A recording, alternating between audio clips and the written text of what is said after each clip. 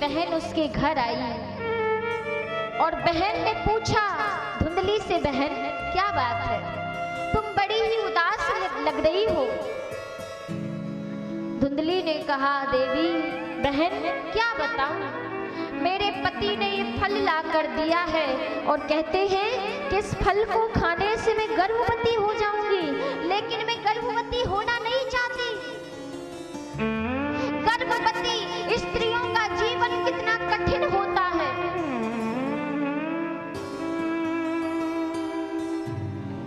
बहन ने कहा कि चिंता मत करो।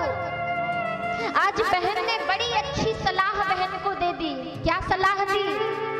धुंधली की बहन कहने लगी, बहन चिंता मत करो, मेरे गर्भ में 2 माह का गर्भ है और जब 9वें महीने के बाद मेरे गर्भ से पुत्र जन्म लेगा तो मैं तुझे पुत्र दे दूंगी, उसके बदले में तू मुझे थोड़ा सा धन दे देना। आज दोनों बहनों का सौदा पक्का हो गया। दोनों बहनों का सौदा पक्का हो गया। तू मुझे पुत्र दे देना, मैं तुझे धन दे दूंगी। धुंधली ने अपने पति आत्मदेव से छिपाकर अपनी बहन को अपने पास रख लिया 9 महीने तक। और जब बहन के गर्भ से सुंदर बालक का जन्म हुआ तो धुंधली ने अपने पति से कहा, स्वामी सुनते हो, मेरे गर्भ से एक बड़े सुंदर दिव्य बालक ने जन्म लिया है। आत्मदेव ने जब पुत्र जन्म का समाचार सुना, नाचने लगा। इतना संतों का पूजन किया, संतों को दान दिया और आज आत्मदेव की खुशी का मानो ठिकाना ही नहीं रहा। सूत जी कहते हैं, ऋषियों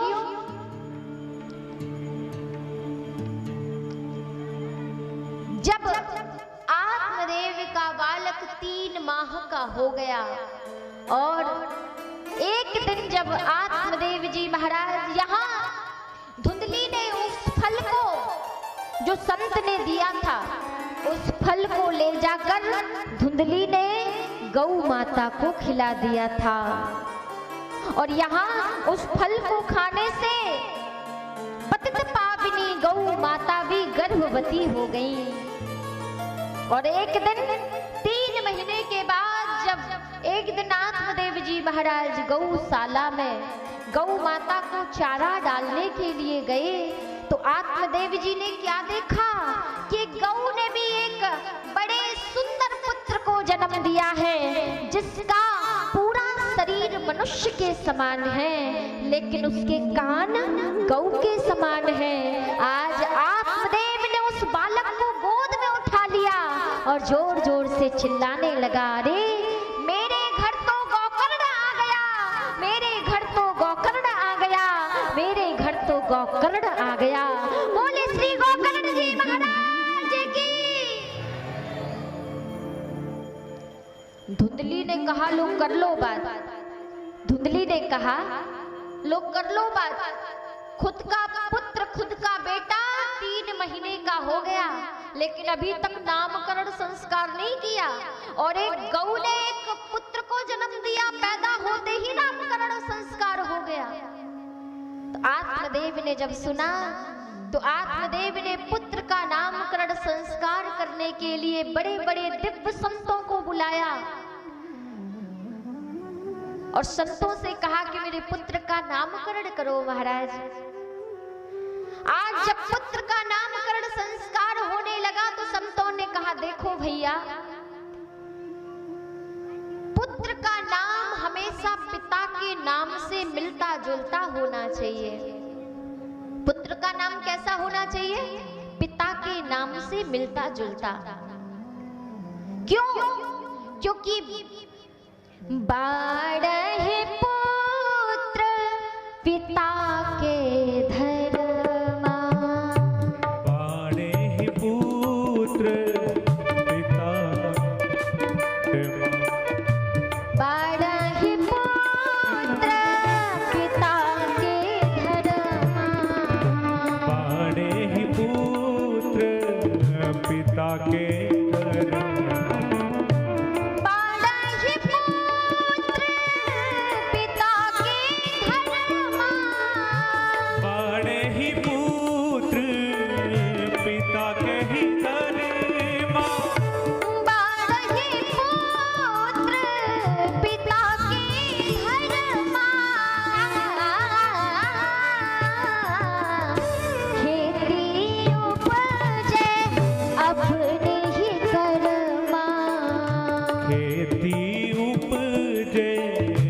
अपने ही कर्मा। बाण है पुत्र पिता के धर्मा। अगर पिता गलत कर्म करेगा तो उसका असर उसके पुत्र के जीवन पर पड़ेगा, क्योंकि पिता के कर्म हमेशा पुत्र को लगते हैं। अगर पिता गलत करेगा तो पुत्र भी। गोस्वामी जी कहते हैं कि जाके पिता पात की होई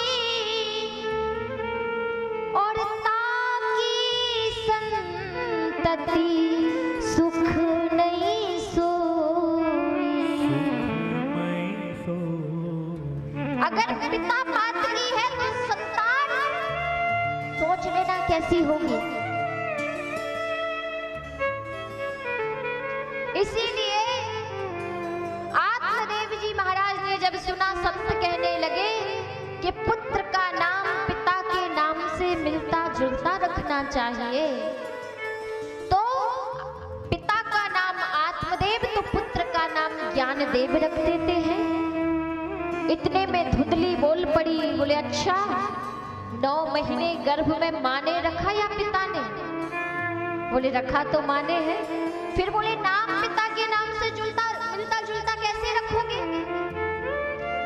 बोले 9 महीना अगर गर्भ में माँ ने रखा तो नाम भी माँ के नाम से मिलता जुलता ही होना चाहिए। माँ का नाम क्या था? धुंधली। तो पुत्र का नाम भी संतों ने क्या रख दिया? धुंधकारी रख दिया। और जसो नामा तसो गुणा। जैसा हमारा नाम होगा हमारे गुण भी वैसे ही होंगे। इसीलिए बच्चों के नाम बहुत सोच समझ कर रखो। हाँ, आजकल नाम रख देते हैं ना, ऐसे नाम रखते हैं जिन नाम का ही कोई अर्थ नहीं है। हाँ? पप्पू जो बात बात में निकाले चक्कू है, नाम भी ऐसे रख देते जिस नाम ही का कोई अर्थ नहीं है। अरे नाम हमेशा ऐसे रखो जिस नाम का कुछ मतलब हो। पहले के लोग कितने सुंदर नाम रखते थे, घनश्याम है, गोपाल, गिरधर, रामशी, कितने सुंदर नाम रखते थे। अब तो ऐसे नाम रखते हैं कि नाम का ही कोई मतलब नहीं पता चलता। एक बार एक सेठ जी थे, तो सेठ जी के 4 बेटे थे और एक बेटी थी। ध्यान से सुनना। तो बड़े बेटे का नाम था टूटे, मझले बेटे का नाम था फटे, सजले बेटे का नाम था सड़े और छोटे बेटे का नाम था पंचर। और जो बेटी थी उसका नाम था बासी।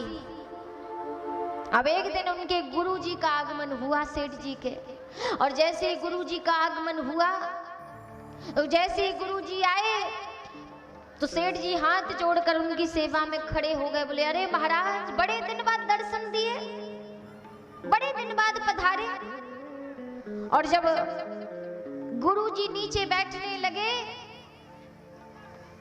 तो सेठ जी ने कहा, बोले महाराज आप नीचे क्यों बैठ रहे हैं? अरे आपको पता है कि आपके आशीर्वाद से घर में चारपाई है, पलंग है, आप नीचे क्यों बैठ रहे हैं? अपने बड़े बेटे को आवाज लगाई, बेटा टूटे।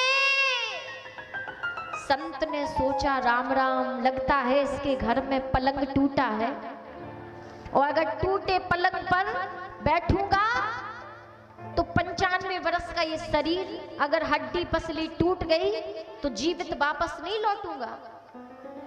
संत जी ने कहा नहीं नहीं भैया, पलंग की चारपाई की आवश्यकता नहीं, मैं नीचे ही ठीक हूँ। और जब नीचे बैठने लगे तो सेठ जी ने हाथ पकड़ लिया, बोले महाराज नीचे क्यों बैठ रहे हैं? बोले आपके आशीर्वाद से घर में चादर है, दरी है, आप नीचे क्यों बैठ रहे हैं? आप अपने मजले बेटे को आवाज लगाई, बेटा फटे। संत जी ने सोचा राम राम, इसके घर में तो चादर भी फटा है। संत जी आज नीचे बैठ गए। सेठ जी ने हाथ जोड़कर कहा, बोले महाराज प्रसादी की व्यवस्था कराएं। संत जी ने कहा नहीं नहीं मैं पाके आए हूं। अरे बोले आपके आशीर्वाद से बड़े दिन में तो आप पधारे हैं, भोजन करके ही जाना। और जब भोजन के लिए अपनी बेटी को आवाज लगाई, बोले बेटी बासी। संत ने सोचा राम राम, इसके घर में तो रोटी भी बासी है। संत ने कहा अगर बासी रोटी खा के जाऊंगा तो वैसे ही 95 वर्ष का शरीर है, वैसे भी आधा लीवर खराब हो गया और सड़ा हुआ भूसा हुआ भोजन खाऊंगा, बासा भोजन खाऊंगा तो डाइजेशन खराब हो जाएगा। आज संत जी ने कहा नहीं नहीं, बोले भोजन की आवश्यकता नहीं, मैं ऐसे ही ठीक हूँ। बोले महाराज कुछ जलपान कुछ फलाहार तो हो जाए। संत ने कहा अच्छा नहीं मानते तो ठीक है ले आओ। और अपने सजले बेटे को आवाज लगाई, बोले बेटा सड़े। संत ने सोचा राम राम, इसके घर में तो फल भी सड़े हैं। आज संत जी उठकर खड़े हो गए और घर की ओर जाने लगे। आज सेठ जी ने हाथ पकड़ लिया, बोले महाराज पैदल पैदल क्यों जा रहे हैं? बोले आपकी कृपा से घर में साइकिल है, मोटरसाइकिल है, आप पैदल क्यों जा रहे हैं? अपने सबसे छोटे बेटे को आवाज लगाई, बेटा पंचर। हो गया कल्याण।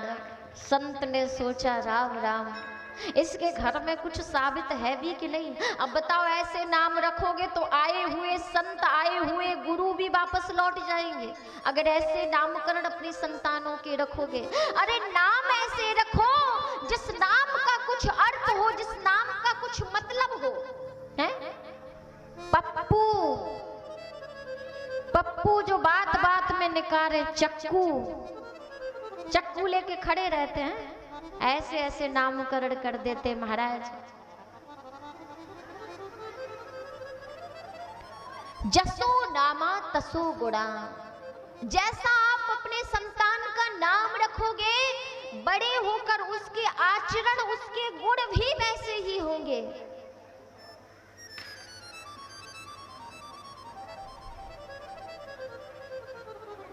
एक बार क्या हुआ, एक देवी जी थी, तो देवी जी के पति का नाम पता है क्या था?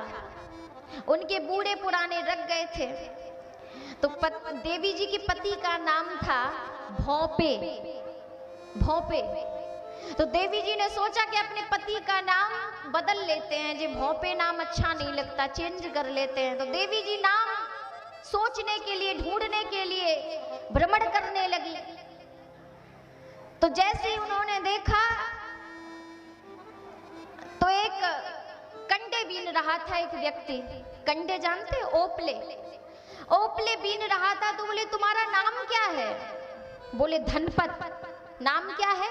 बोले धनपत। देवी जी ने सोचा नाम धनपत है और कंडे बीन रहे हो, बोले ये नाम हम अपने पति का नहीं रखेंगे। थोड़े और आगे बढ़ी तो एक व्यक्ति भीख मांग रहा था। तो बोले तुम्हारा नाम क्या है? बोले लक्ष्मीपति। भिखारी अब कह रहा है, भीख मांगता हुआ व्यक्ति से जब पूछा कि तुम्हारा नाम क्या है? बोले लक्ष्मीपति। बोले लक्ष्मीपति और मांग भीख रहे हो? तो बोले ये नाम भी हम अपने पति का नहीं रखेंगे। थोड़े और आगे गई तो एक व्यक्ति का स्वर्गवास हो गया। तो बोले कौन मर गया? तो बोले अमरनाथ। कौन मर गया? बोले अमरनाथ। बोले जो अमर था फिर मर काय को गए?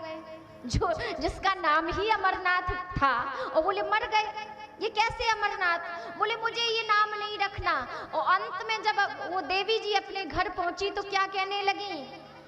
बोले धनपत बीने कंडियां, लक्ष्मीपति मांगे भीख। और अमरनाथ जी मर गए जासे भोंपे ठीक। बोले धनपत बीने कंडियां लक्ष्मीपति मांगे भीख और अमरनाथ जी मर गए जासे भोंपे ठीक। बोले इससे अच्छे तो हमारे भोंपे ठीक है। तो ऐसे नाम मत रखो, हाँ?